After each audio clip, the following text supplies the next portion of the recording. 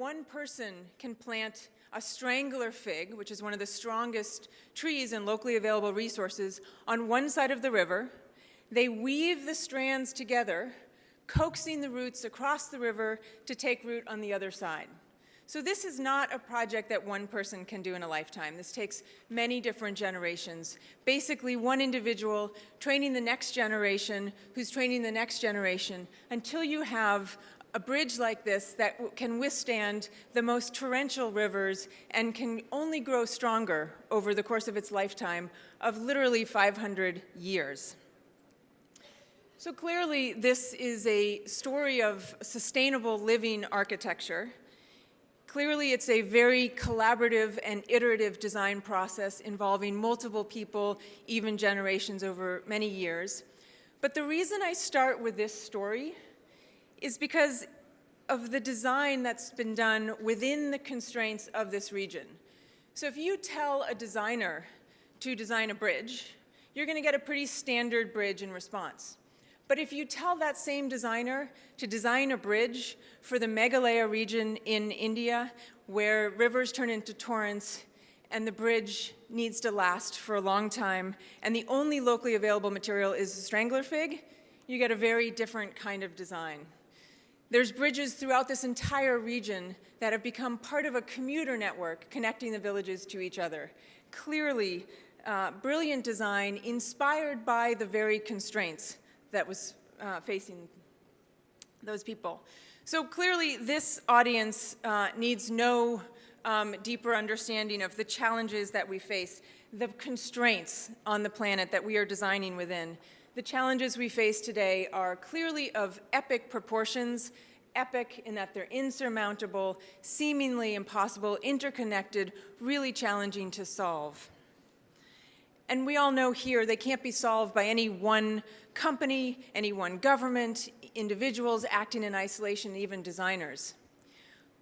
But what I want to talk about today is the rise in the power of design and designers who are actually applying all of their strengths and challenges and tech capabilities towards solving some of our most epic challenges. And the good news, in doing so, the very process of design itself is being redesigned. So I'm gonna tell you, give you an example, and then I'll come back to that point. So in February, a few weeks ago, I had the pleasure to spend several weeks with these guys. These are 4 engineers from Nairobi. They're the design team at an organization called Kickstart International. Kickstart International is an organization that's been around for 20 years, and they have an ambitious mission to lift millions of people out of poverty across Africa. Their impact hypothesis is quite simple. They're going to sell a line of, or they do sell a line of irrigation pumps, very simple, durable irrigation pumps. Think bike pump. I mean, really, it's a simple rocking motion that will irrigate these farms. And their impact hypothesis is this. If they can irrigate farms and extend the growing season so that farmers can grow and sell crops when demand is highest and supply is lowest, then they'll have rippling impacts and businesses will spring up based on that impact hypothesis. So we hosted this design team in San Francisco. We brought them here for 3 weeks to help accelerate their product design process and teach them about digital prototyping and 3D printing. So over lunch on the very first day, the design team explained to me their product development process to date. So they had iPhone videos and images and pictures that showed their workshop and the spaces that they were operating in. So the process of product design is something like this. So first they work a piece of metal on a lathe to create an actual mold for the prototype they want to build. That process takes a matter of a couple weeks. Then using different contraptions on the roof of their workshop, they melt the plastic by friction, and then it gets extruded into the mold, and then after curing, they take out the plastic part, they shave it down, and if it's good enough, then it'll be tested in the workshop, and if it passes that test, then it gets tested in the field. The reality is that few of these physical prototypes actually make it to the field, given the process of trial and error of making these. So the process that they were going through to change one particular part took months and even years. So after coming to San Francisco and spending a couple weeks with us, they spent a week learning simple digital prototyping tools. So this is very much becoming the norm now, where teams can build a digital prototype of what they're trying to create, test, optimize, iterate in the design environment long before creating any physical prototype. Here you can see the digital model that they built. So this is actually the valve box. They were able to run a number of different computational fluid dynamics simulation analysis to understand how the water would flow through this valve box and optimize it at every part of the design. By the end of the third week, even sooner, by the end of the second week, they were actually able to 3D print their part. So you can see here on the right the 3D part that they had been optimizing over the course of the last few days, and now it's able to print it. So this process that Kickstart experienced is quickly becoming the norm. It's the norm with many, many companies, and certainly clean tech companies that we work with, who are changing the process of design. This is really about the manufacturing process, distributed manufacturing, additive manufacturing. All of this is happening in basements of corporate sector, in fabrication labs, and across makerspaces that are popping up around the world. So what we're seeing is a design-led revolution. This is not about the future. This is something happening today with designers out in front, really leveraging their skills and talents and the tool set that's available to redesign even the process of design. So there's three trends that we see happening with this design-led revolution that's really marking it.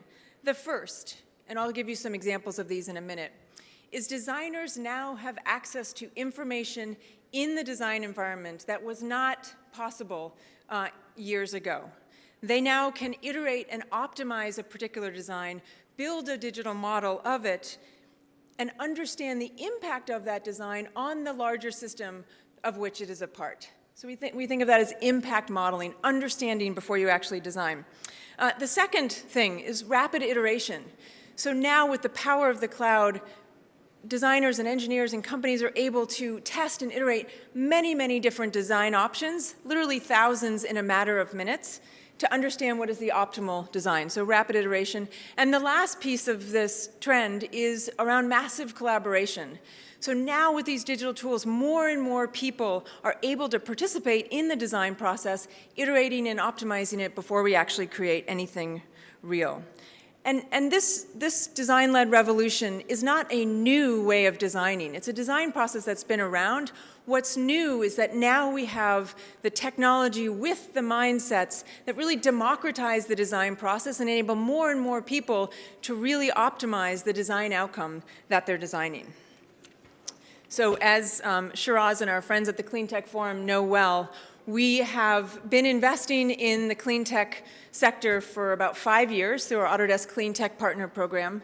Essentially what we're trying to do is provide our technology to leading clean tech startup companies around the world. Now in 30+ companies, the program is available, to help them get their idea to market, basically to design and iterate their idea and bring it to market as fast as possible. So this is also the same reason we launched what Shiraz was mentioning, the Autodesk Foundation just last week, which is the first foundation to invest very specifically in design and in impact design and impact designers. So, in fact, as Paul mentioned as well, many of the companies that are here and on the stage are part of one of our Clean Tech Partner Programs, and we love to work with smart entrepreneurs who have a good idea trying to get to market.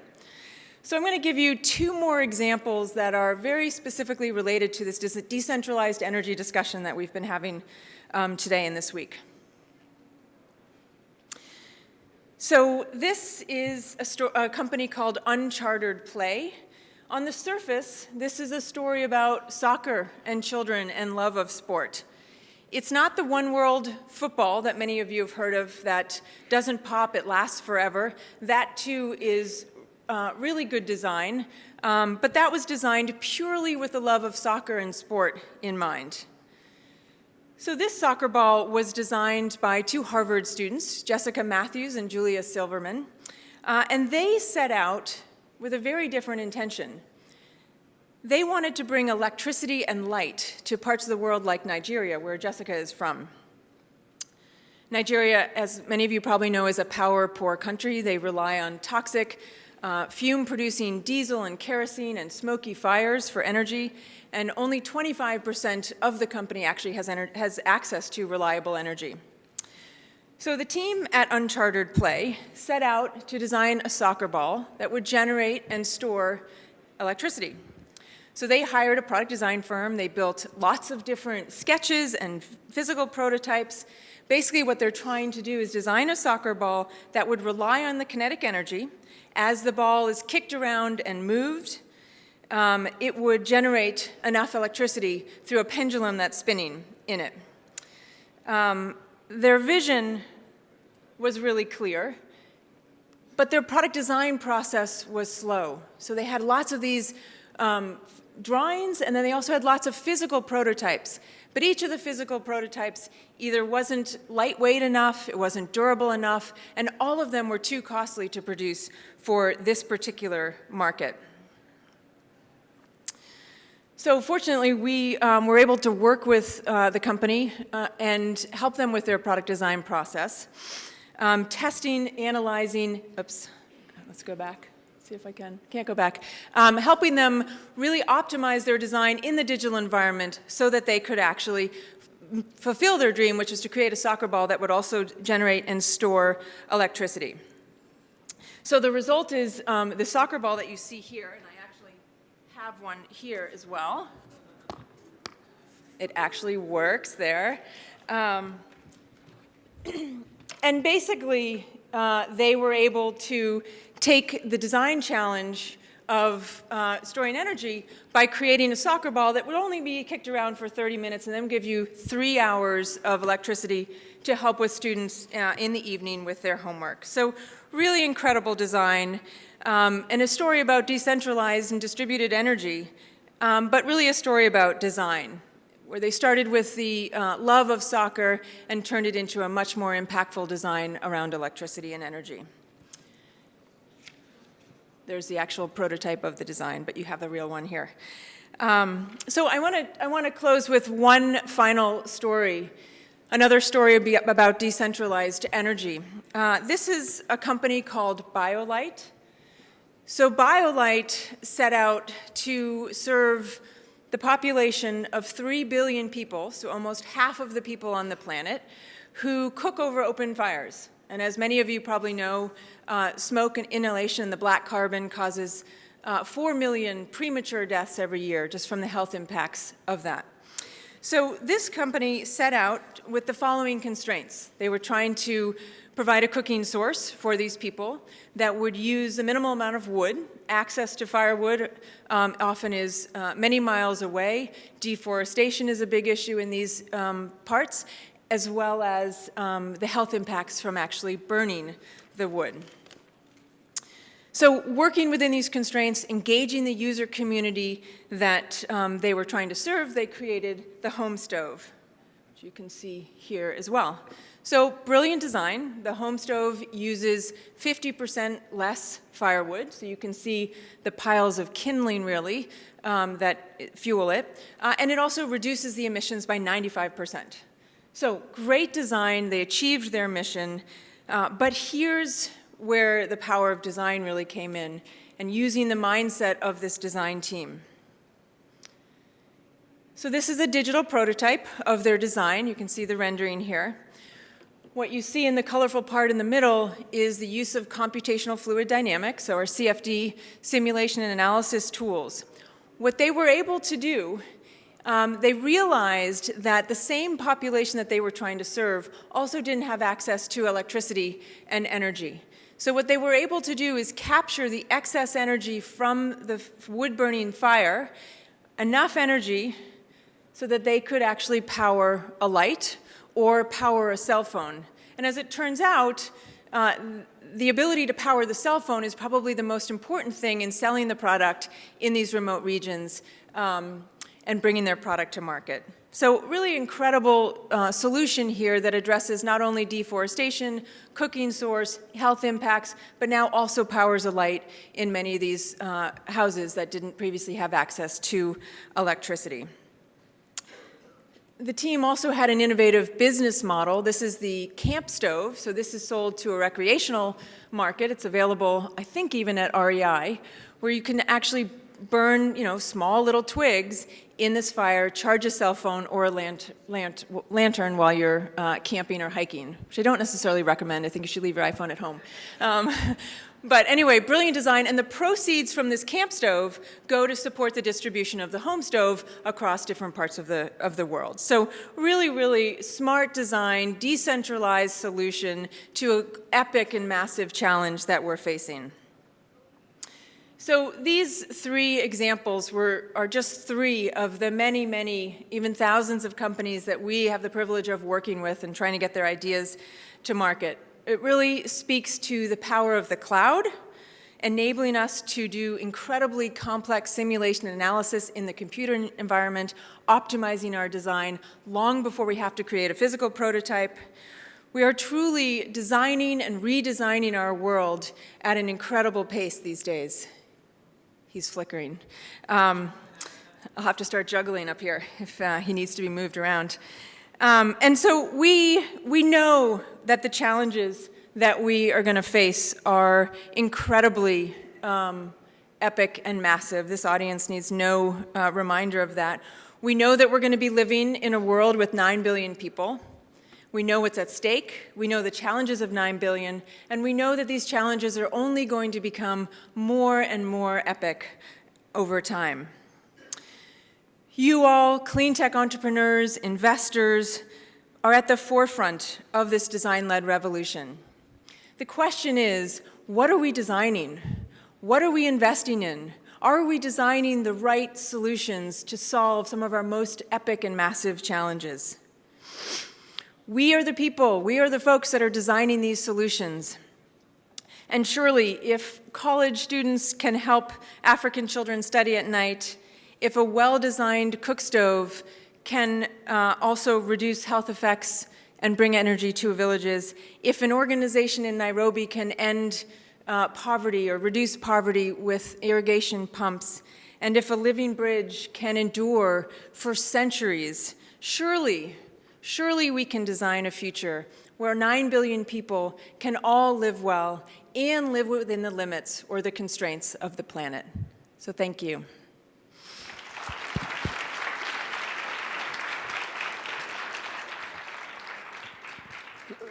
Lynelle, awesome talk and amazing pictures. That was just great. Just maybe a couple questions that tie to the Cleantech audience. Maybe any lessons learned on the Cleantech Partners program, and maybe just a tactical reminding us how it's grown to how many companies, but any lessons learned from working with these companies that pop to mind.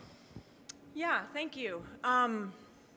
So the first reminder is don't underestimate what's now available to everyone, really at a truly cheap price with the power of the cloud, enabling the kind of complex simulations and analyses.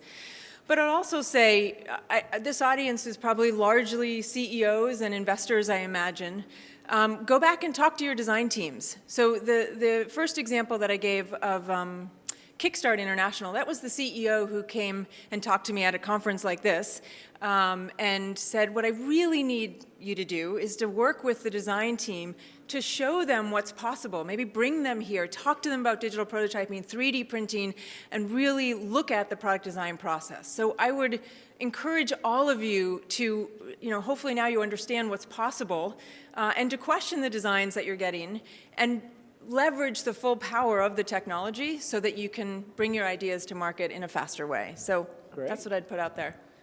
Any thoughts on the priorities of the newly created foundation? Clearly emerging markets might be a theme, I'm guessing, but any color you could share on that? So the new Autodesk Foundation is focused entirely on investing in design and designers, right? So as we were designing the foundation, we could have focused on energy or poverty or education, all these different issues. Instead, we're focused squarely on design, the only foundation focused on design, and we're looking at the best, most positive impact that can be derived by designing solutions to a whole myriad of challenges. So whether it's energy or health or education.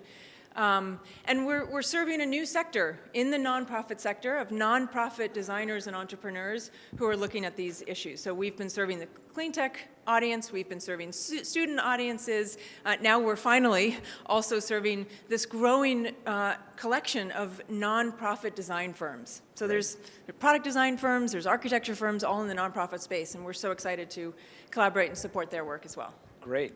Awesome. Thank you so much, Lynelle. Yeah.